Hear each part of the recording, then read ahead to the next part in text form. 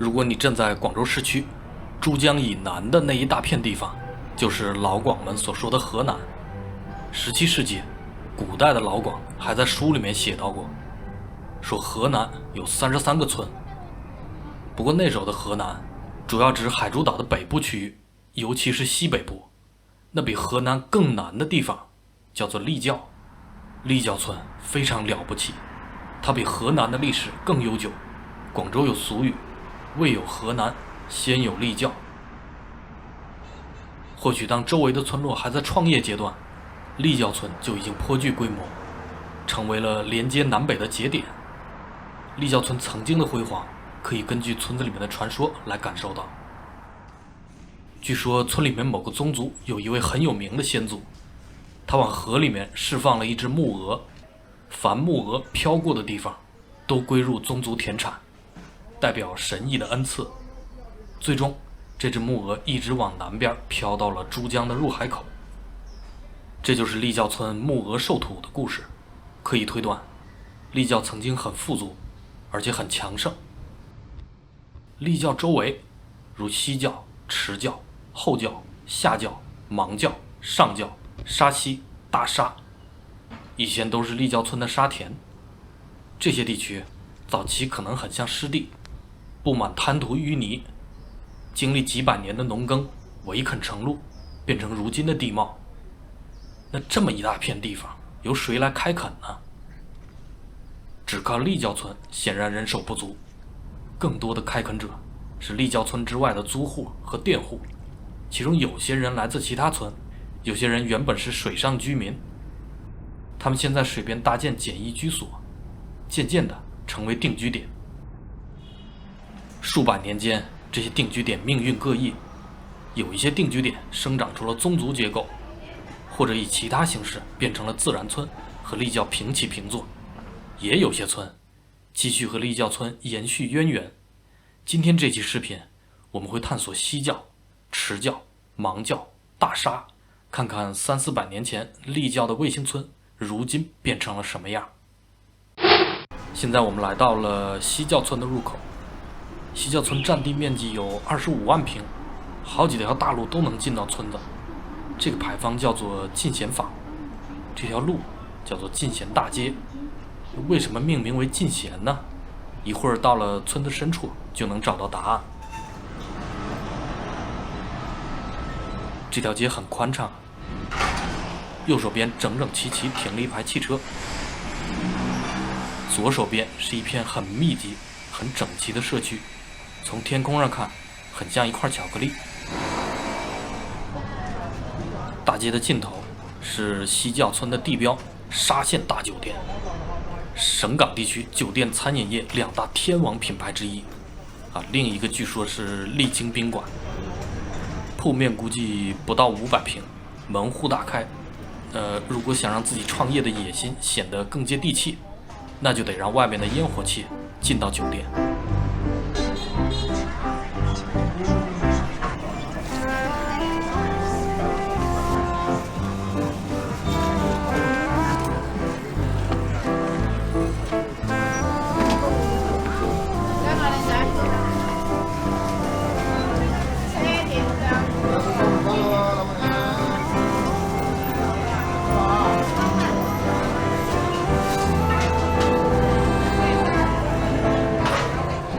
酒店不远处是露天街市，沿着街两旁的摊位往前走，来到西教大街，就会发现风云突变，难见阳光的握手楼，来自各省的风味小店，全都出现了。越往前走，越大开眼界；越往深处逛，越光怪陆离。咱们先到旁边的巷子里面看一看。很窄小，但是也很直。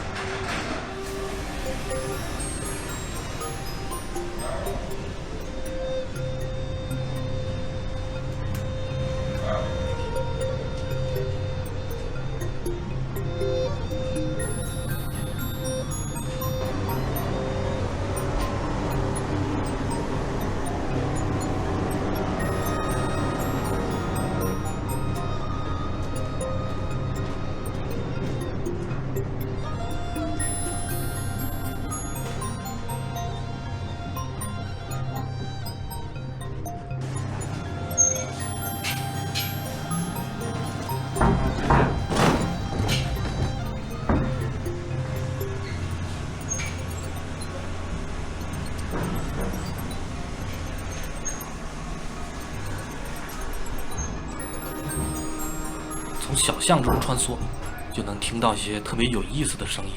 让我给大家听一下。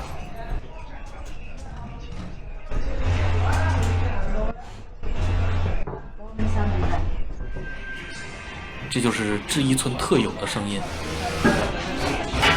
在这些公寓里面，隐藏着大大小小的制衣作坊，在巷子里面穿梭，还可以用眼睛的余光看到1楼公寓里面的样子。地上可能摆满了衣服，不到10平米的房间能塞进去4、5台平车。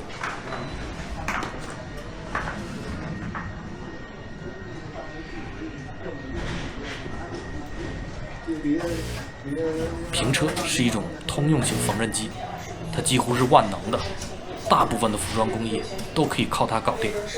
或许就是出于这个原因，家庭作坊特别喜欢平车。平车的声音有点像电影里面的 MG42。每当巷子里的服装作坊满负荷运作，就特别像游戏场景。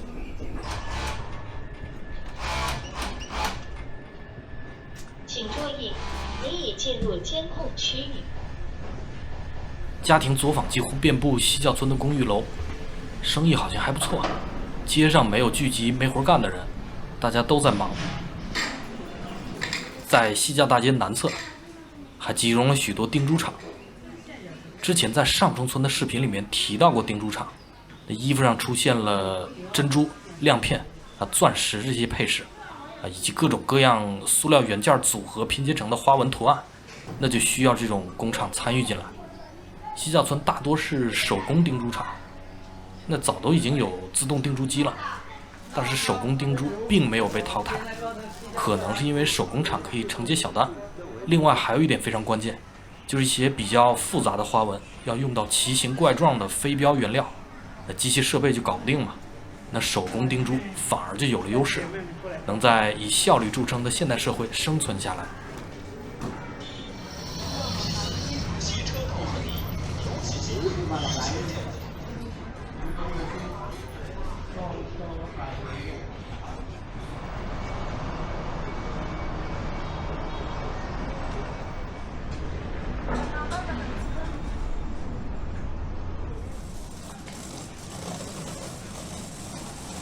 只有家庭作坊远远不能算制衣村，在东南片区还聚集了许多制衣工厂，他们的规模非常大，不少工厂能有几百平，放在大塘村和上冲村都算得上巨无霸。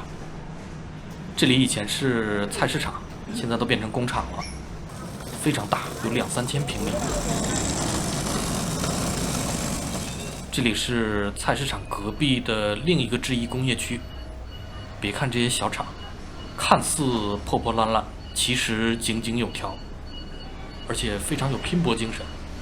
我观察了好几回啊，有几家工厂很有潜力。根据我个人的感觉啊，应该是快要敲钟上市了。村子的东北角可能是一个物流节点，有大路可以去往布料市场，而且和旁边的后教村也连通了。制衣村看似都市里的独立王国，实际上都在产业链的某个环节被看不见的线联系到一起。3、400年前的沙田时期情况也类似，佃户们耕耘着属于立教村的农田，他们没有什么资产可以作为抵押物，只能在丰收以后按比例上交农作物来作为租金。他们就好比立教村农业生产的代工方或者是供应链。按照古代老广的乡村理学，佃户应该恭敬而守本分，要履行义务；主家应该仁厚宽容，互助济难，大家共同维护乡村理智。但是每当生存环境的预期变得恶化，那就很容易扯皮，而且各说各有理。为了家族生存，主家有动机向佃户要利润，同样是为了生存，佃户也有动机隐藏和储备利润。每到灾荒之年，这种矛盾就愈演愈烈，因为如果佃户没有收成，主家也就跟着没有收成。而且古代的衙门可未必仁慈，他们可能仍然会追着主家收税。类似的灾难终于降临到了1873年的西教，那一年发生了大洪水，双方的矛盾已经无法从内部解决，作为弱势方的佃户颗粒无收，正面临最严重的生存危机。但是美德从未在这片乡土上消亡。距离西教村4公里远的龙潭村，有一位乡绅叫做白伦生，他为西教村的佃户无偿捐助了72亩土地，并且免费提供衣物、厨具、银两，使他们渡过难关，重建家园。从此以后，西教就成为了一个自然村。白伦生原名白金，字伦生，号进贤。我们刚进村的时候，看到了进贤坊、进贤大街，就是为了纪念白伦生。不仅如此，1889年，西教村民还专门为伦生公修建祠堂、塑像。这个祠堂不以人名命名，而叫做报恩祠，用来表达村民们对伦生公的感激，对美德和自由的赞颂。1960年代，祠堂历尽沧桑。2009年，村民们重修报恩祠。新的报恩祠就在村子的东北角，据说里面仍然有白伦生像。祠堂门口能看到香炉和香灰。西教因美德而生，100多年来，这里的人一直没有忘记伦生公。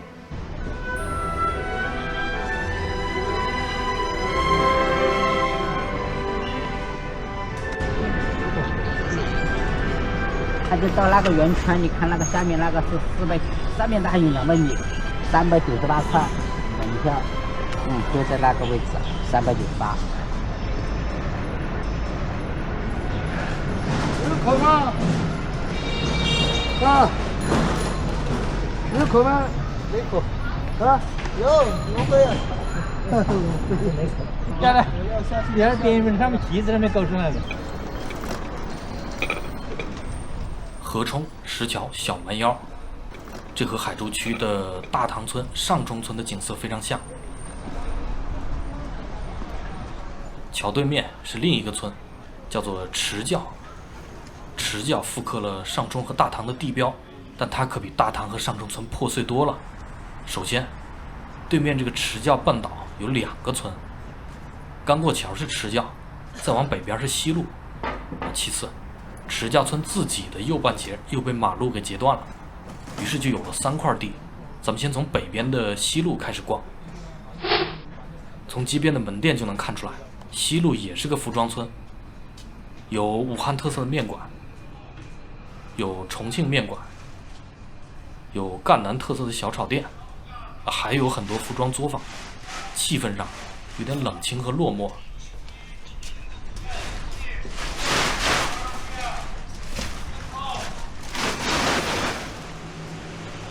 有些工坊还在开工，但是好多人似乎已经搬走了，明显要比西教村更冷清。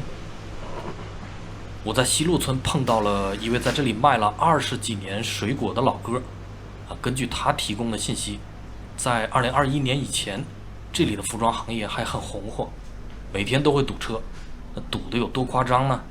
就连脾气最差的司机佬都没有动力按喇叭。我就问他，为什么服装村需要有这么多车跑来跑去呢？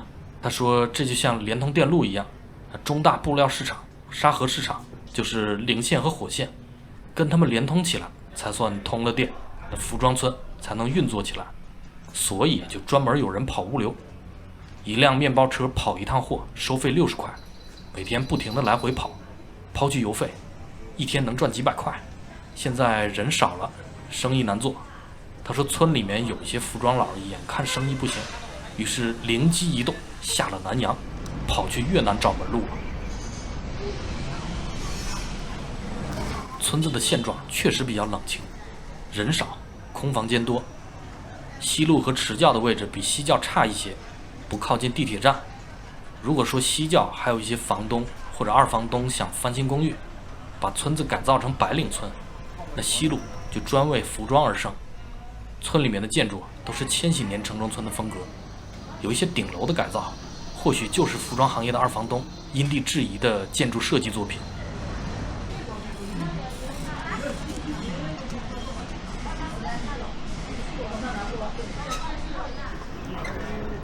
见识过西路的光怪陆离，再来看看池教村，也很朴素，有些楼的外墙甚至都没有贴瓷砖。对于服装行业来说，公寓就是厂房，便宜的厂房才有优势，朴素一些反而是好事儿。在池窖村的另一个观察，就是这里有一些长者以及非常年轻的人也在做工。这个现象好像比大塘和上冲要更普遍。据说在大塘和上冲村，愿意参与到服装生产的年轻人非常少，全都是95年以前出生的老哥老姐在做。看起来有很多门店开门呢，体感上池窖比西路热闹一些，但是比不上西窖。一会儿到马路对面就能看明白为什么会这样。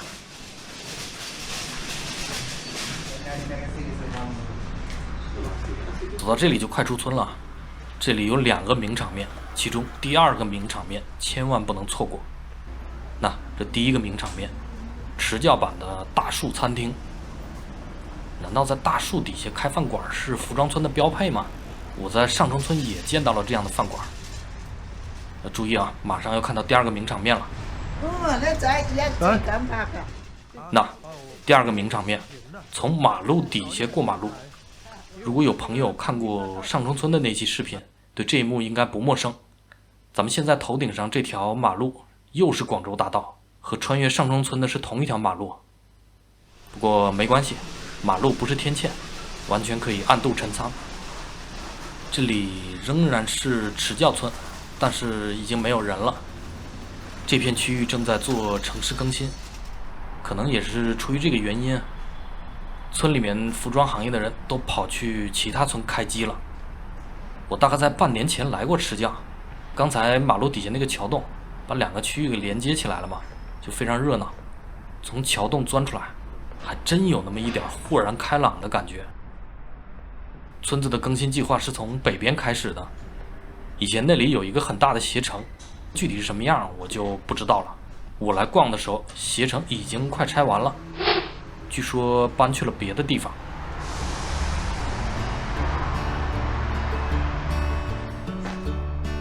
那又一个开在大树底下的餐厅，榕树的气根已经把房顶铺满了，充满江湖气息，和重庆菜的风格非常搭配。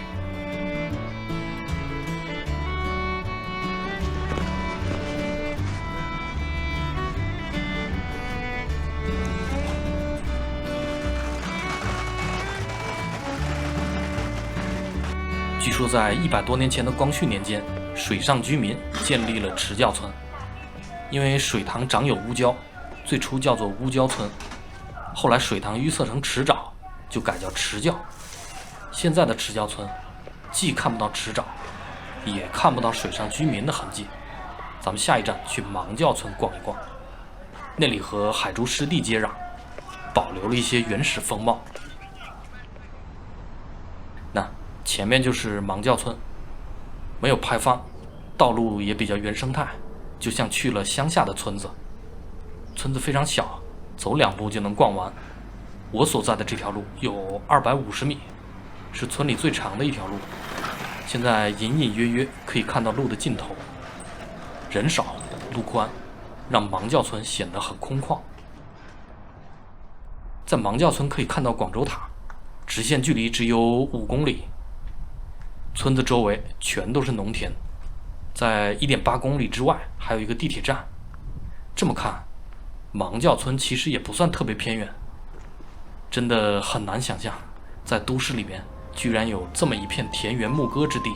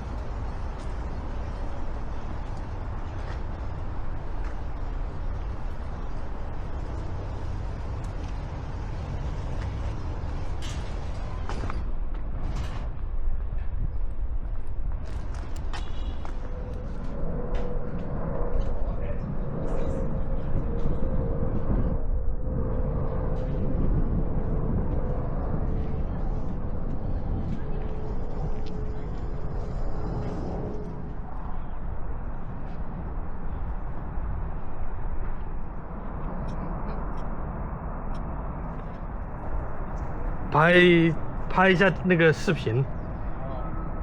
好漂亮哦，这里。还好漂亮啊，都中东一样了，还好漂亮。要是不拆了，我还挺想租这里的。是吧？芒教建村比较晚，按现在的行政建制，仍然属于立教村。它也和立教一起经历了城市更新。大沙村生长在芒教村的隔壁，那里有一个很气派的牌坊。没有查到关于村子的资料，村里面也没有现存的祠堂和庙宇。它大概和芒教一样，早期属于立教村的沙田区，叫做大沙围，在非常晚近的时候成为了自然村。大沙围早期是江里的一块沙洲，慢慢的和陆地连接到了一起。在近现代，可能有水上居民在这里安家。多亏了古代村民的辛勤劳作，这块土地现在可以盖这么高的房子，却不会发生地基沉降。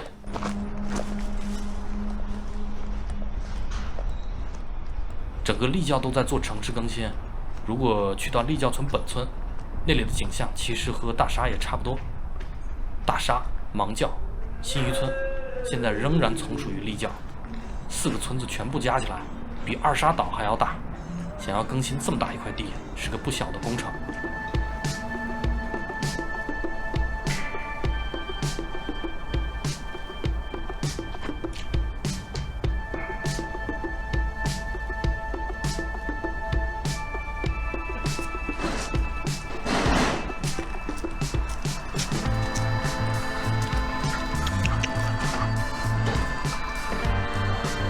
有些人家还没搬走，房间里面亮着灯。屋主人如果在阳台向江边远眺，就可以看到对岸的洛溪岛和远处的番禺。在番禺往北边远眺，那就能看到一帧很有名的画面，叫做进城路。车流顺着星光桥驶向远方，在更远的地方是代表市中心的广州塔。其实画面里面星光桥的右边就是大沙村，左边是立教。很难想象，从明代的沙田到现在正被拆除的城中村，这些村落曾经有那么多的羁绊，几百年间的情愫都在笑谈中。大沙龙舟队如今是立教村的化身，每年端午节庆，他们都在珠江后航道游夜，去隔壁的石溪、土华、仑头、小桌村探亲。视频的最后，我们就看看新余村的现状，欣赏一下村里的宁静之美。